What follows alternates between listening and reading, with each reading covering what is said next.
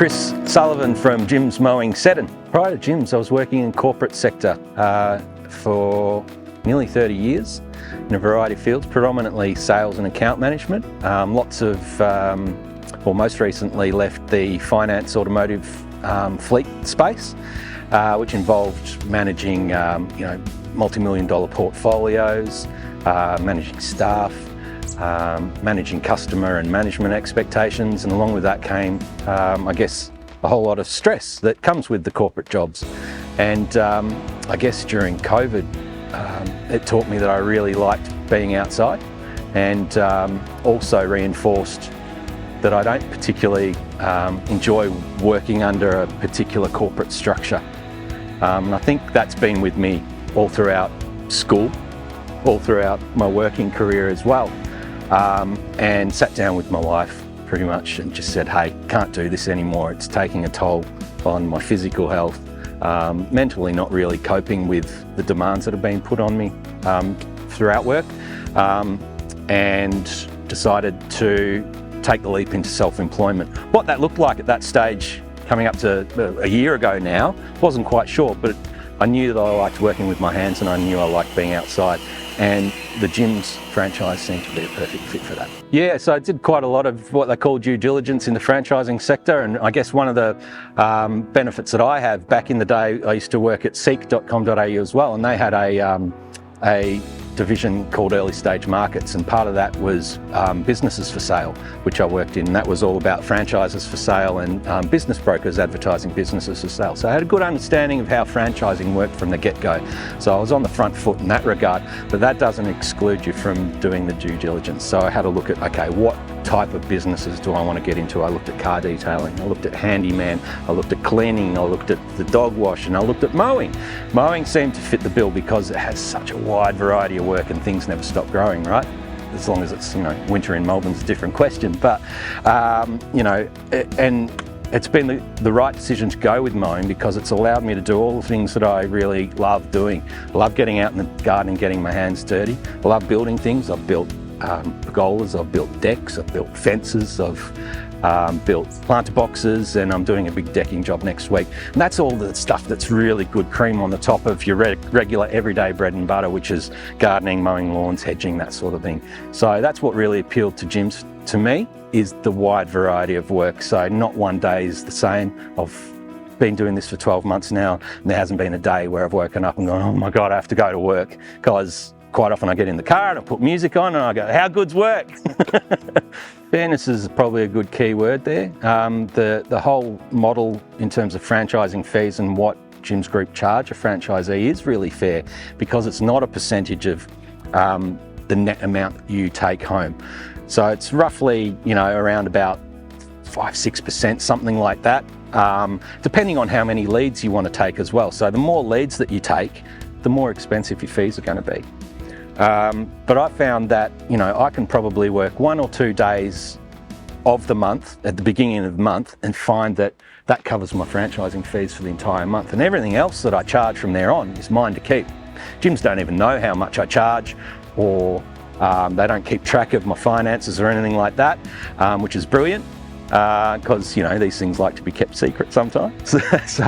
But definitely a great way to get outdoors, earn money.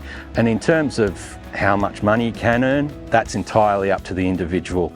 You can go down the path that I've taken, and that's around lifestyle and still earning a decent living to be able to enjoy doing things with my family, like going on holidays, or being at home on time for my daughter to get home from school, or even working only 4 days a week. I tend to work 4 days a week, home usually by 4 o'clock every day, and still earning a decent living that's comparative to what I was earning out in the corporate sector, if not more. Don't get me wrong, I've worked 7 days a week. I might work all week on a big job and then do a fence on the weekend, or that might happen for a couple of weeks in a row. But more often than not, I've taken a cruisier lifestyle these days. I mean, I've worked, like I mentioned, nearly 30 years in the corporate sector, often doing, 6-7 days a week, sometimes 14 hours a day sort of thing.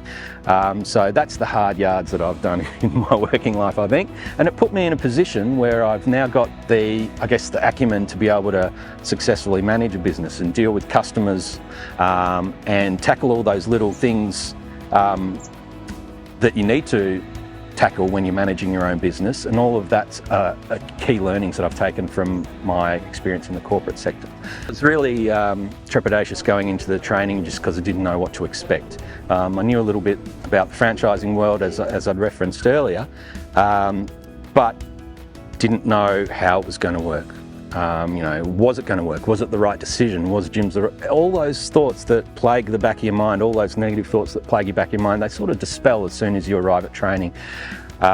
Primarily because there's 100 other people in the same boat, and you sort of band together and you form a little camaraderie with, whether you're starting up mowing or dog wash or cleaning or conveyancing or whatever it might be, you all band together and you're all sharing the same thoughts and emotions. Then when the trainers come in and they start introducing themselves and they start talking about real world experiences, you realise, wow, yeah, this can actually work as long as you follow the systems and processes that are laid out. Follow up with your customers within 2 hours. Customer service is king. Be on time when arrive when you say you're going to arrive. All these little things that they try and hammer home throughout the full 6 days of training that we experience with mowing. If you take that away with you, you'll succeed. But always, every day for me, keeping that in the back of my mind, because it is not an easy road going down managing your own business in the world of gardening. There's many challenges. The challenges of starting a new business, motivation, getting up out of bed on a cold winter's morning is always hard, following up with the customers, putting yourself out there in various areas that you might be unfamiliar with around your local areas so that you can get new work, meeting new customers, tackling there's all these things that compound on you every day, but the reward is you can go on holidays, you can work a 4-day week, you can still earn a good living, and I think the best part for me is one day my daughter turned around to me and said, "Hey Dad, you're not angry anymore." I used to always be angry because I was just so stressed with work all the time, and now, much happier. I guess people come to the gyms group initially, whether they're a repeat customer or a brand new customer, because there's an expectation that gyms is number one. Yeah, so the expectation is that gyms is number one, and along with that expectation is a quality of service and a quality of work. All of our guys are trained if they need the training by an existing franchisee or franchisor. So there's that backup from the wider group to help you perform your role. There's systems and processes that are put in place that help you perform that role. And when you're talking about, someone might be able to do, come and quote on this job for $30 versus, we might charge a nominal amount, $150 or whatever it might be. And the difference is huge when you're talking about dealing with someone from the gyms group.